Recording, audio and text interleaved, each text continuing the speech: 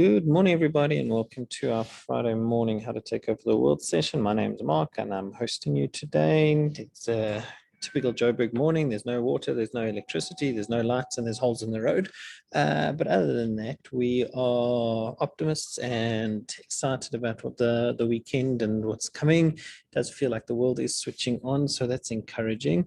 Just a quick reminder of our purpose. We work with entrepreneurs, helping them tackle twin challenges of access to finance and access to markets. And we try and segue some of that with social entrepreneurship and social initiatives where we can do things like job creation, new venture creation, and supporting entrepreneurs in terms of changing the makeup of the South African economy. Just in terms of a tune to get you going this Friday, Lost Frequencies. Are you with me? I think because it's a bit of a vibe for this week is around teamwork and collaboration. So I thought it was quite a good fit. Interesting fact about this song was it was actually initially recorded as a country song and then subsequently brought in as subsequently remixed. Just hold on a second. Yeah, subsequently remixed as a dance song. First Belgian artist to go to the top of the UK charts in history. So that was quite an interesting development there. Just in terms of what are we working on this week, quite a lot of internal processes. So we're busy working on a lot of the search engine optimization for a couple of our digital assets. You can have a look and see this is quite a cool tool for those who are interested in digital assets. I mentioned it last week on the call, but you can get a Chrome extension, which you can basically plug into any website and it will give you the keywords, website check in terms of broken links, backlinks, SEO analyzing, etc., etc. I'm getting a lot of background noise here, so I'm actually just going to pause. Em, can I hand over to you to run your presentation? Yes, I am ready. Cool. Over to Just you. Just need sharing permission. Yep.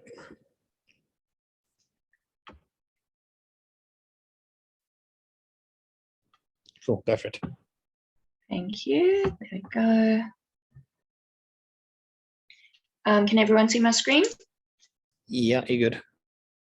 Okay, so good morning, everyone, and happy Friday. I trust everyone has had another great, productive, short week. It seems like we've had so many public holidays and long weekends, which is actually the perfect time to kind of put into practice some of the points I'm going to mention today. So I would say we've had quite a busy year this far, and it's crazy that we're already in May, so we're already like 1/3 of the way through the year. But in saying that, when we do become busy, sometimes we can also feel a little bit burnt out or that we're becoming a little bit unbalanced. And so my prezo today will be on how to get your mojo back. I'm going to share 5 tips that you can use. So firstly, be positive. When you lose your mojo, it's easy to sometimes slip into self-destructive behavior. You might find that you're judging yourself harshly and using your internal voice to speak to yourself in ways you'll never speak to another person. You could also find your mind gets overrun with worry and overthinking. This is frustrating and can lead to anxiety. So the first step to dealing with this is to raise your awareness. Every time you notice your thoughts spiraling off into negativity, switch them to happy memories and positive thoughts. Eventually, in practice and over time, you'll train your mind so that negative thought patterns will be replaced by positive ones automatically. Second step is to tackle everyday stresses. Stress is enormously destructive. We've learned this in past prezos. So it puts your internal chemistry out of whack and it messes with your head. Decide what depletes you and what replenishes you. So assess the issues or situations you can change and the ones you can't. Once you've made that differentiation, then start to tackle the areas where you can make changes. Let everything else go, and then you'll feel lighter and happier, and your mojo will start springing back much faster. Third step is to start with a small win. Accomplish one thing. One of the best ways to get your mojo back is to remind yourself of what it feels like to accomplish something. The feeling of ticking something off a list can give you a boost. Break down the overwhelming, quote unquote, impossible tasks into smaller, accomplishable steps. Then, when that little step is complete, your confidence will rise, and the next step in the process is easier to tackle. Soon, what looked like an impossibly challenging piece of work is done, and done well. You'll be ready to take on the next task. The fourth step is to focus on your purpose. Too much duty can drain you of your energy and motivation. Try focusing less on duty and more on joy, and see how that rejuvenates your zest for life. Sometimes you need to let go of what you must do and turn your attention to what you want to do. Reconnecting with what lights you up will give you a big dose of inspiration and energy. Then your mood will rise and allow you your drive and passion to propel you forward. And finally, get out and have some fun. When your mojo is low, fun might seem like the last thing on your list. But if you're going to get back your groove, you need to have more fun. That's because it's a primary source of a strong mojo. To remind yourself of what you love to do, write down all the times you've had fun. Relive those happy times in your head and remember all the hobbies and activities you enjoy doing, but have set aside in favor of work or other obligations. The next step is to actually do more of what you love, or go out and create more happy times in your life. For Mark, this might be enjoying a well-deserved cold beer at the end of the week to cheers a productive week. For Nay, this might be a weekend away in the bush. And for Sam, this might be a spa trip in great company of her colleagues. Whatever brings you joy, do more of it. It's important to get out and socialize. Recharge your social battery by talking with friends and like-minded people. This can help you regain your energy and motivation. You may then feel less alone and more inclined to re-enter life with new vigor. So that's just a reminder that, so you got this, and thank you for listening to my presentation. And I hope you implement some of these steps to really tap into getting your mojo back. Thank you for listening. Cool, thanks, Em. That's cool, and I think it's like super topical at the moment. I mean, I know we've had a lot of public holidays, and it's been quite disruptive from that perspective. But I think the year in general has been tough. We've seen this week. I mean, Anae's been man down. Paula's been sick. I think like there's a lot of, we've all ended up having the pressure of work and everything on top of us, and it's hard to keep yourself motivated. So I think it's super topical and super important. So thanks, Em. Anyone else got any comments?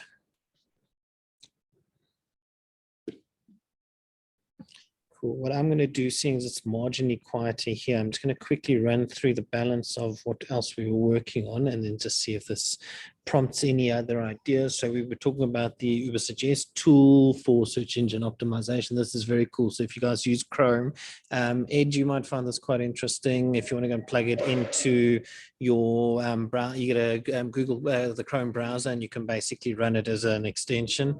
It tells you about the health of the website, where it ranks search engine wise, what people are using to search to get to it, etc.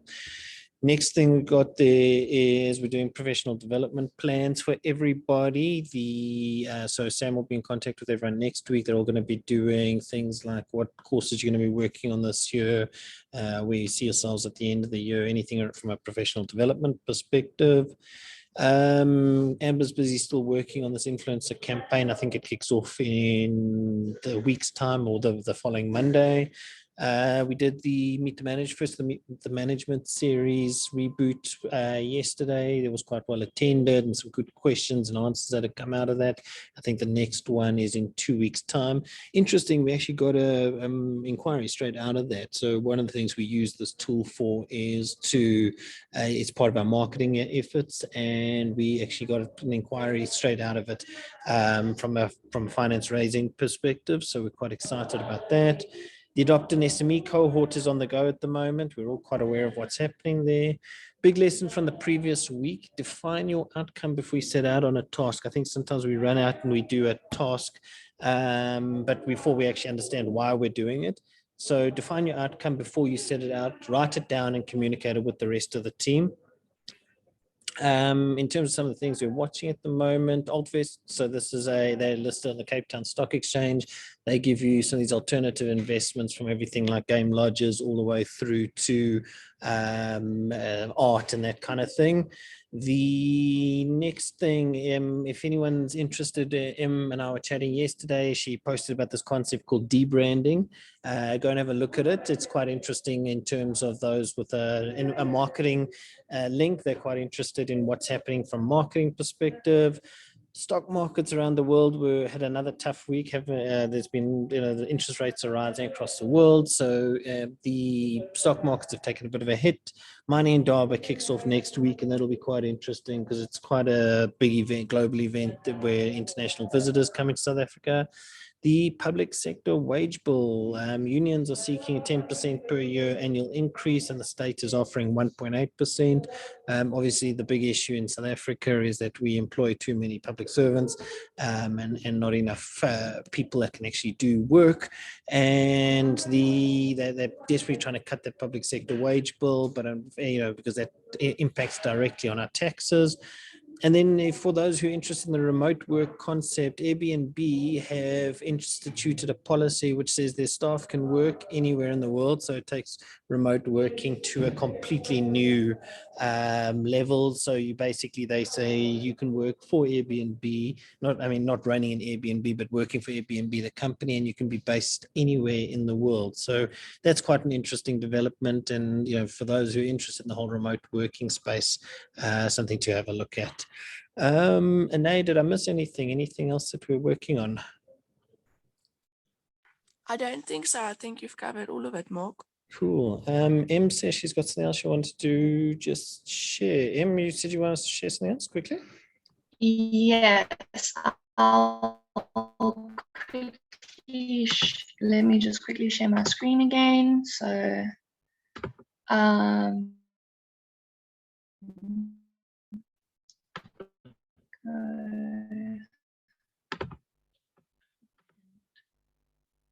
is it all working? Yep. Okay.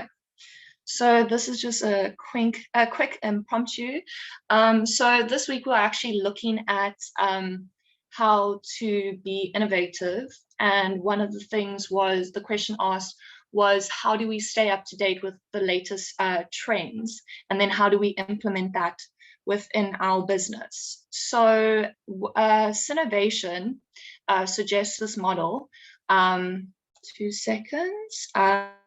So they propose this model called Secrets to Innovation, showing the interrelated components of thinking, climate, and action. So this model proves useful in unpacking the 3 components that can be actively used to aid organizations and individuals to stay informed of the latest trends.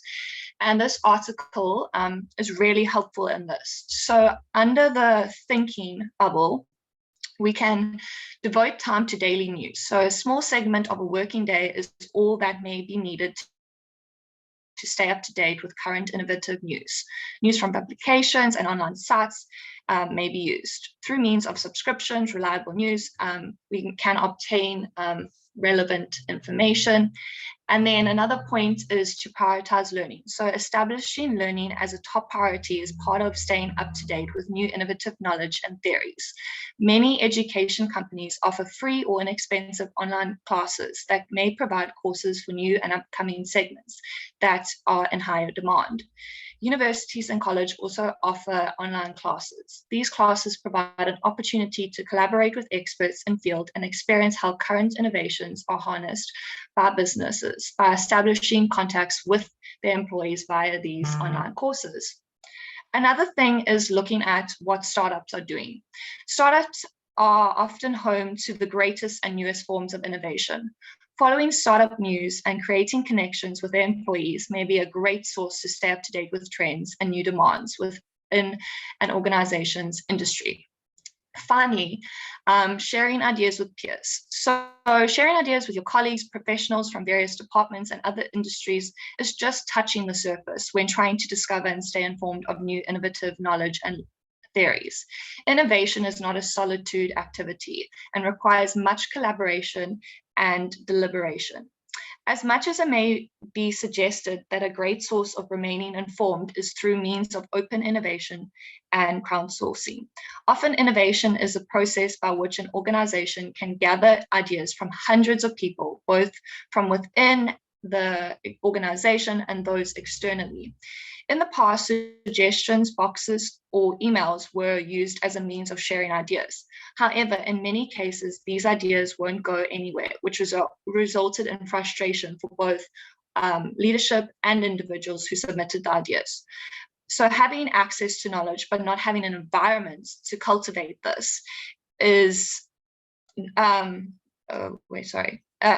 cultivate this will result in organizations missing out on utilizing and exploiting that knowledge, which then leads to the second suggestion being that organizations then need to create an environment or climate that encourages this.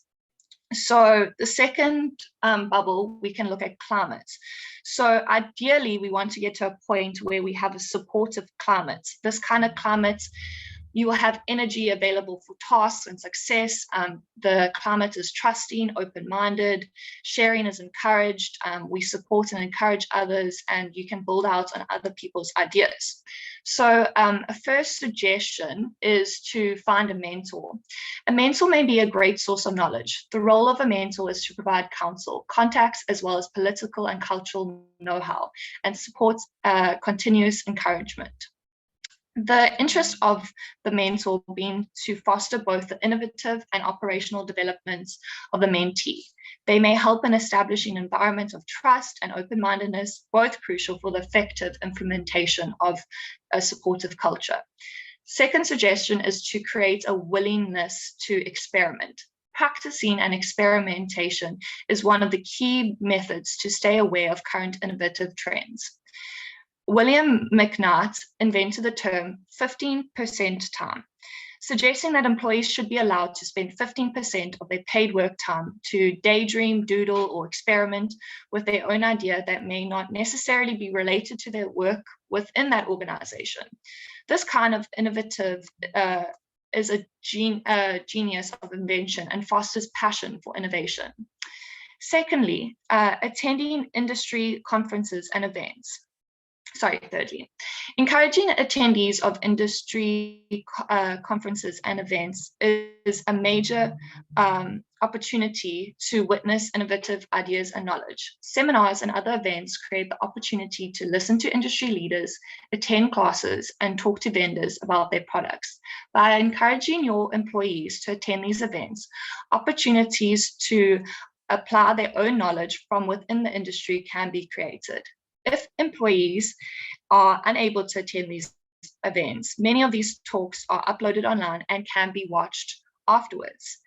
Once the supportive climate has been created, an environment that should spark innovation and create value through creative thinking is then critical to implement through action. So action within the innovative context is that a problem is firstly identified, but we need then to have that culture to allow us to go ahead. So basically, that's just my rundown on what we were looking at this week with regards to innovation. And I hope that was kind of informative and gave a few pointers of how to stay up with current trends.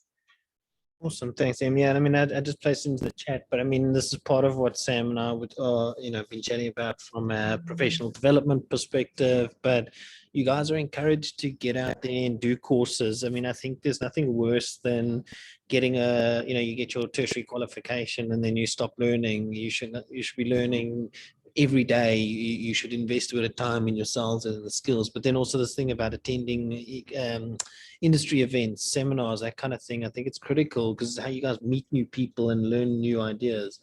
And then I guess lastly is just around the innovation side of things. Like I don't see everything, I can't be the source of everybody's insights.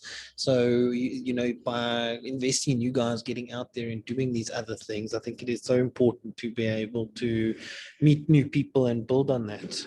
Jess, you got a question? Yeah, well, I was also thinking like with that comes with that is also like time management. Like, and I think I struggle with that because I want to like do these courses and go to all these events and stuff, but like because I have like work or I need to do other things, like I think that's something that I definitely work on is like time management so that I could make time for these kind of things, you know. Yeah, but I think also what, the point that Em made there about the, if it's 15% of your day or time, I mean, I know it's like a really cliched thing, but, I'm trying to remember how that thing goes, but it basically says if you want to chop a tree down, spend your first 15 or 20 minutes sharpening your axe. I mean, it's the whole point is to basically, when you plan your week, if you can learn how to pick up a skill and be able to do things more proactively, smarter, use technology, play off other people's relationships, it's far easier than having to kind of do it from scratch. So, and that's why dedicating that time to be able to actually invest in professional development is just as invaluable as doing the work that you do, doing the actual task that's set out to do. Trying to be a salesperson and you're starting cold, you don't know anybody. It's far easier if you can go and tap somebody else's relationship rather than having to go in cold. Em, you had a point? Yeah, so funny enough, we should look to the top innovative organizations to obviously get how they are doing things. And one of the things is that employees will usually work 4 days out of the week and then be given that extra day to go ahead and do whatever that sparks their passion. And it doesn't even have to be related to the business in any way. But it does trickle down and lead to a more, like I said, supportive climate that then encourages innovation and out of the box thinking, which could be beneficial in the long run for that organization, even though the initial think tanking or brainstorming doesn't necessarily have to do anything with the organization. Yeah, and I mean, I think that's exactly why we've also said, like there's the Women in Business podcast, there's a Meet the Management podcast, there is the Ems and Kels doing the healthcare one. Doing those interviews means you grow your network, you're exposed to people, you learn from them. That's a big thing for you guys to be able to work on, and it's that investment is something that you can go and it'll pay benefits down the line. I know you wanted to add something. Yes, to Jess's point, Jess, I've recently realized that we actually we prioritize the things we want to prioritize. So to that point, like literally diarize those things and make it a non-negotiable in your diary. Like every Wednesday from 10 to 12, I'm doing this course. Like I'm not available for a meeting with someone else. I'm not available to do, like, I'm not saying be that rigid, like if a deadline pushes, you can't, but we sometimes negotiate our time for things that's not as important, and then we don't prioritize the things we want to prioritize or need to prioritize. So yeah, that has really helped. Like, and don't forget, like that 5 a.m. club, there's value in that, like scheduling yourself to like do something at 6 o'clock in the morning. Like you actually get a lot more done from 6 to 7 than you will get done from like from like 11 to 12. So yeah, that was just my 2 cents to that. And I mean, building on that, I mean, we were talking about the, like one of the things we said with the press releases, for instance. So like often guys write the press release and then they think about it afterwards, like why are we writing this, and trying to retrofit it into a why. If you plan it in advance and you say, this is what I'm trying to achieve, and write it down and say, then you don't expend energy trying to distribute it to 20 places if you actually wanted it to go to one place. So that whole, there's that advert that's incredibly annoying, but it's got the kid that says why. It's exactly that, is ask the why first and then say, well, what do I need to get to that? Jess, you had another comment?